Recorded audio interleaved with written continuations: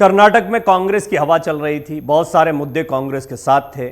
ऐसे में जगदीश शेट्टार जब कांग्रेस में शामिल हुए तो उम्मीद की जा रही थी कि अब कांग्रेस को इसका बड़ा फायदा होगा। हो भी सकता है, इसकी एनालिसिस अभी बाकी है कि बाकी सीटों पर कुछ फायदा मिला नहीं मिला, लिंगायत कम्युनिटी के वोट जो हैं वो कांग्रेस के लिए बढ़े नहीं बढ़े। लेकिन बड़ी बात यह कि जगदीश शेट्टार अपना चुनाव खुद हार गए।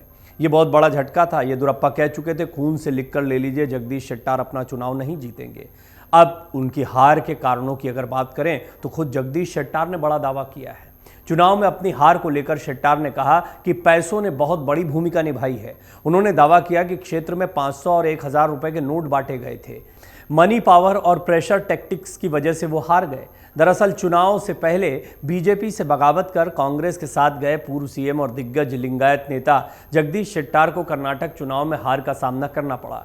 शेट्टार कभी भाजपा के बड़े नेताओं में से एक थे। शेट्टार को भाजपा से टिकट नहीं मिला तो उन्होंने पार्टी छोड़ दी और कांग्रेस का दामन थाम लिया था। जगदीश शेट्टार हुबली धारवाड़ सेंट्रल से 6 बार के विधायक थे और इस बार उन्हें अपने ही निर्वाचन क्षेत्र से हार का सामना करना पड़ा।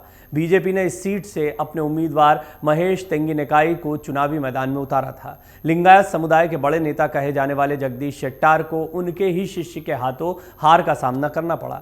शेट्टार को हराने वाले बीजेपी के महेश चुनाव प्रचार के दौरान खुद को जगदीश शेट्टार का शिष्य बताते रहे। लेकिन मैं आपको बता दूं, पहले भी ये रिपोर्ट्स मैंने आपके सामने रखी थी। दरअसल जगदीश शेट्टार जो हैं वो तेंगिनेकाई को ही हर चीज़ के लिए जिम्मेदार बता रहे थे। बीएल संतोष के कान भरे गए। बीजेपी से उनकी दूरियों की बहुत बड़ी वजह खुद तेंगिनेकाई थे और यही तेंगिनेकाई फिर उनके खिलाफ खड़े हुए। लेकिन जब वोट मांगने के लिए गए तो वो जगदीश शेट्टार को अपना गुरु बताते रहे।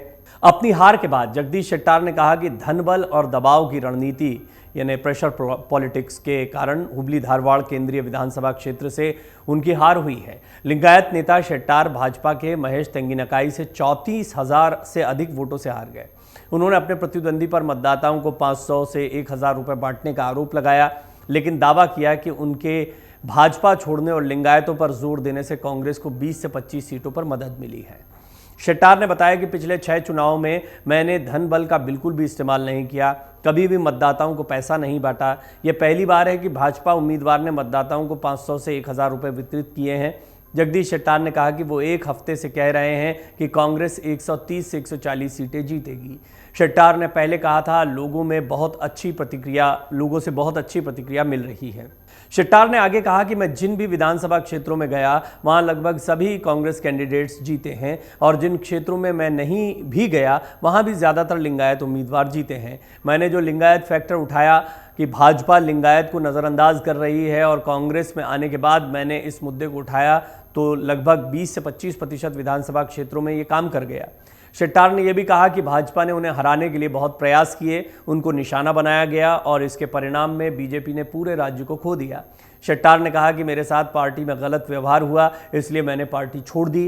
बीजेपी ने कहा था कि शेट्टार कोई प्रभाव डालने में विफल रहेंगे, लेकिन कहीं ना कहीं ये कहा जा सकता है कि शेट्टार हार कर भी कांग्रेस के लिए बाजीगर बन गए। चुनाव से पहले भी शेट्टार ने कहा था कि बीजेपी ने क्षेत्र में बांटा है रुपया। जगदीश शेट्टार ने कहा था कि उन्हें इस चुनाव में अधिक समर्थन मिला और वो भाजपा के खिलाफ पिछले चुनाव की तुलना में ज़्यादा अंतर से जीतेंगे।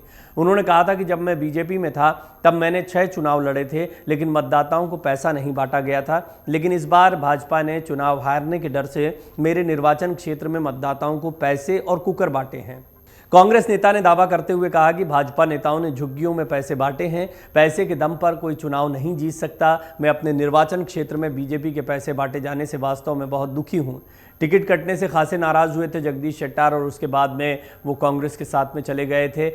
उम्र का फैक्टर अप्लाई होने पर शेट्टार ने टिकट का हक रखते हैं नहीं रखते हैं, इसको लेकर आपने देखा होगा बहुत दिलचस्प उनका बयान आया था। उन्होंने प्रधानमंत्री मोदी से ही पूछ लिया था कि अगर उम्र ही तकाजा है तो फिर 73 वर्ष की उम्र में क्या राजनीतिक भविष्य के बारे में आप सोचते हैं। मौजूदा विधायक का टिकट कट जाने से जगदीश शेट्टार खासे नाराज हो गए थे उस समय पर उम्र का हवाला देकर, और बीजेपी की दूसरी सूची में भी नाम नहीं होने के बाद शेट्टार ने कड़ा विरोध जताते हुए कहा था कि मैं हर हाल में चुनाव लड़ूंगा। जिसके बाद से बीजेपी आलाकमान ने शेट्टार को मनाने की कोशिश की थी। येदियुरप्पा ने तो यहां तक कह दिया था कि वो इस बात को लेकर पूरी तरह से आश्वस्त हैं कि बीजेपी शेट्टार को 99% टिकट देगी, जिसके बाद भी शेट्टार को बीजेपी ने टिकट नहीं दिया था। टिकट नहीं मिलने के बाद वो कांग्रेस के साथ में चले गए थे। कांग्रेस के साथ जाते वक्त उन्होंने कहा था 20 से 25 सीटों का नुकसान बीजेपी को होगा मेरे बीजेपी छोड़ने से, और अपनी सीट पर भी उन्होंने जीत का दावा किया था। महेश तेंगी नेकाई उनके खिलाफ खड़े हुए थे, तेंगी नेकाई अपना चुनाव जीत गए और अंतर भी ठीक ठाक रहा है, यानी जगदीश शेट्टार अपनी सीट पर चुनाव हार गए। अब महत्वपूर्ण बात यह है कि जगदीश शेट्टार का यह दावा है कि यहाँ पर पैसा बहुत बांटा गया है, लेकिन वो साथ ही साथ कह रहे हैं कि मेरे कांग्रेस में आने का बड़ा फायदा हुआ है, क्योंकि कांग्रेस के साथ लिंगायत मतदाता जुड़े हैं और कई अन्य जगहों पर सीटों पर खासा प्रभाव पड़ा है। मन से उजाला कर चले